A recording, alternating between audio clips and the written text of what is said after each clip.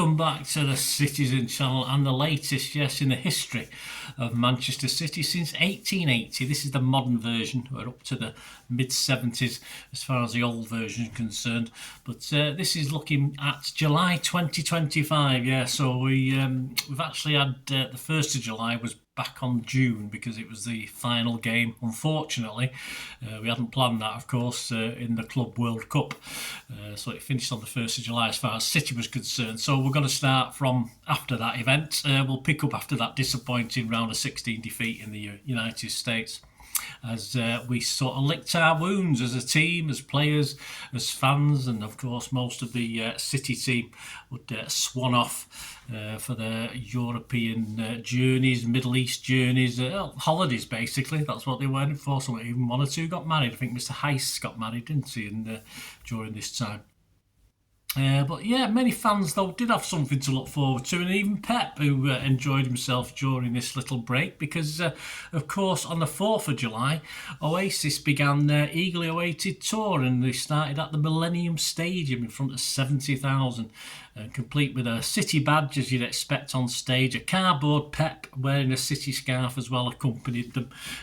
Say he would join them at Heaton Park later in the tour, of course. Some great pictures, some great videos have appeared over July, of course. And the Poznan, yes, the Poznan, of course. Some United fans wouldn't be doing it, but I don't blame them. I probably wouldn't do the same in their shoes.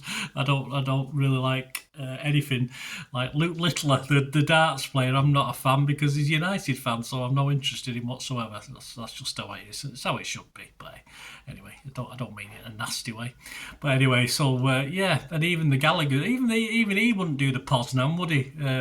Was it Noel wouldn't do it, so he can probably do, he's asking everyone else to do it though, isn't he? But anyway, I digress. On to the 5th of July, yes, Kyle Walker, it was announced that Kyle Walker has left Manchester City to join Burnley.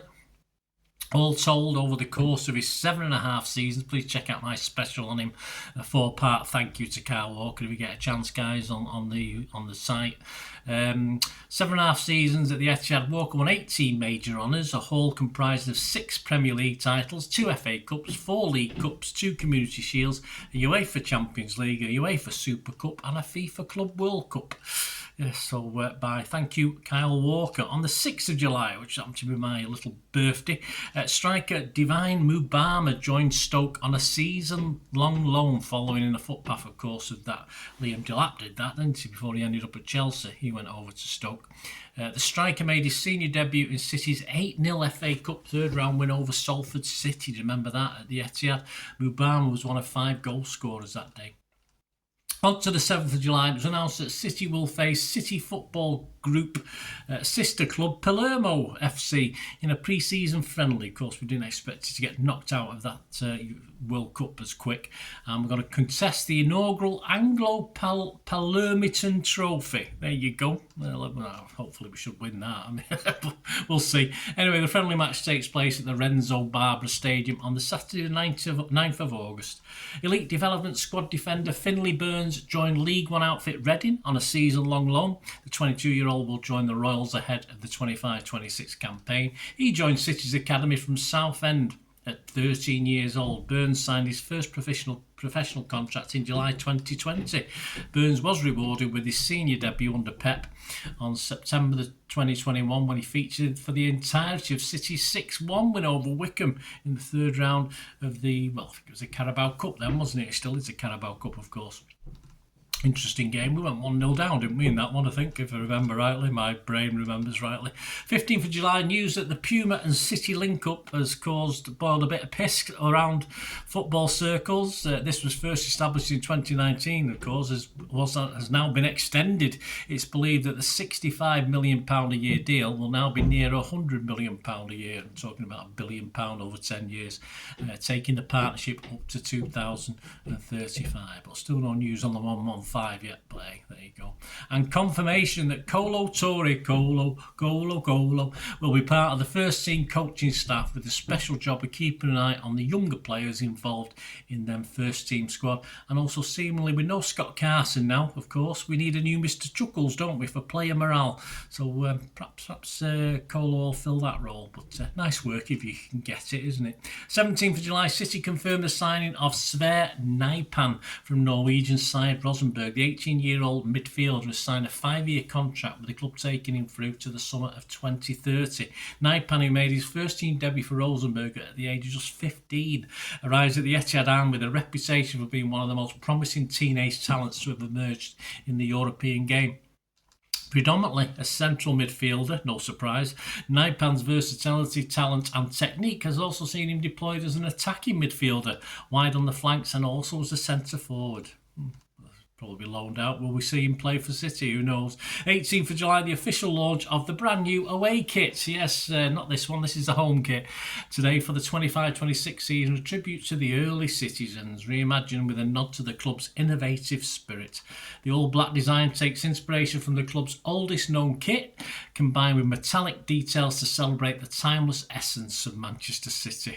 I love these descriptions. City earliest known kit dates back, of course, to 1884 when the football club was based in Gorton. Yes, I lived in Gorton for quite a while. The iconic kit, a symbol of Manchester City's legacy, is brought to life with a slick new design that honours the club's origins. Design merges classic and contemporary with the stylish all-black look, taking inspiration from the historic kit, complemented by a traditional collar with a white trim.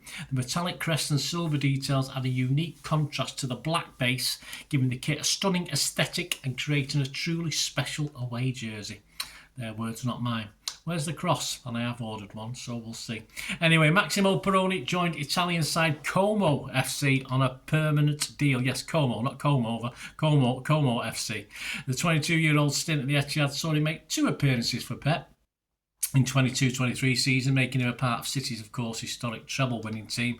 Perroni's other accolades saw him celebrate the club's 2023 Super Cup win over Sevilla before he joined Las Palmas on loan for the entirety of the 23-24 season. His most recent campaign saw the Argentinian join Como on loan. He assisted 3 goals in Como's Serie A League fight, which saw them place 10th. His tenacity, versatility and ability to read the game impressed head coach Cesc Fabregas, and will now see Perroni link up with Como on a permanent deal. He said, "My time at City has come to an end, but I'd like to thank everyone at the club for their support and guidance during my invaluable time at the CFA."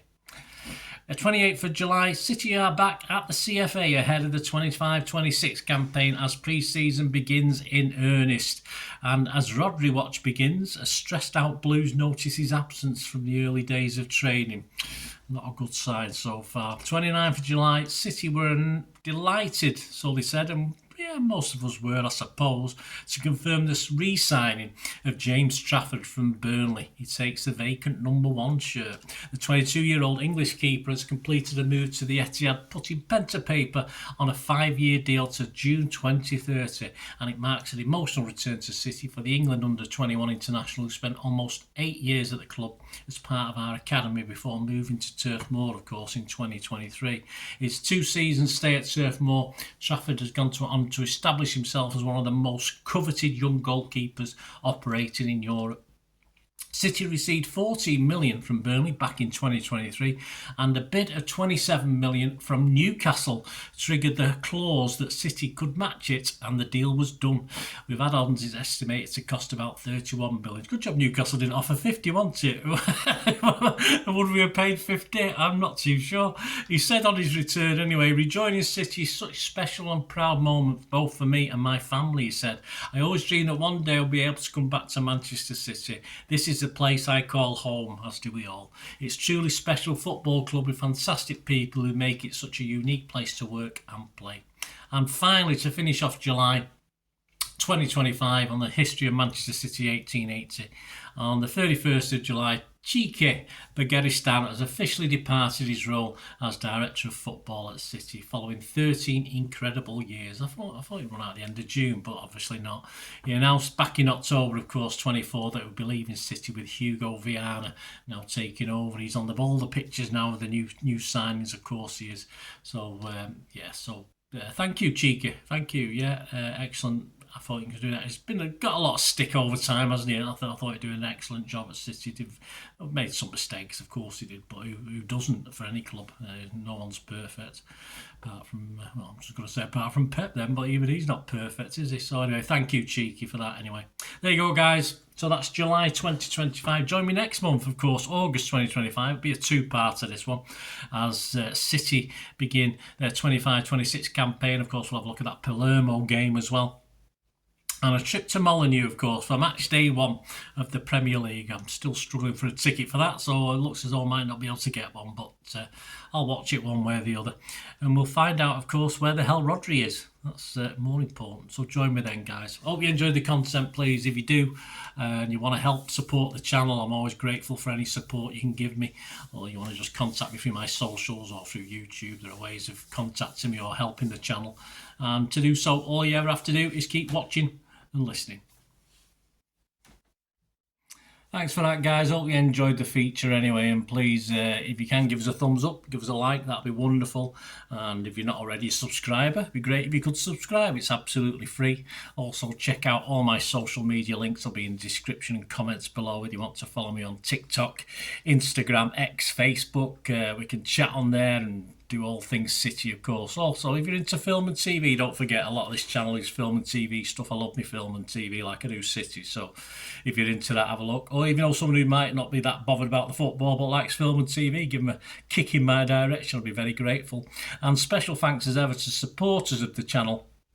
Piat6505. They've got a little eBay shop selling film and TV memorabilia mainly, including books, magazines, posters, lots of posters, and they do have some City stuff as well that they've purloined off me over time, so there'll be a few bits and pieces, probably more going on as well. So have a look at Piat6505 on eBay.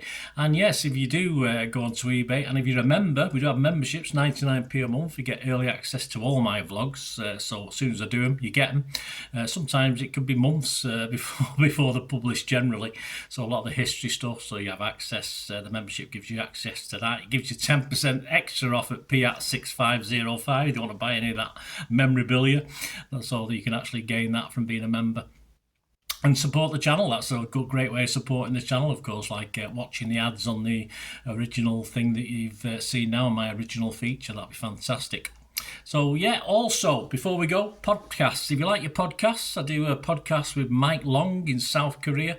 It's called Bolt from the Blue in our 8th season. Yeah, we've had some good fun on there. We're trying to have a bit of humour, generally look at City's games as and when we play them, have a look back. So please check out that. It's on Soundcloud, Spotify, all good places you get your podcasts from. There you go, guys. Thanks for watching. Hope you enjoyed everything about this feature, and you didn't mind me asking you about this at the end. And please, all I ever ask for you is to stay safe, everyone, especially you Blues.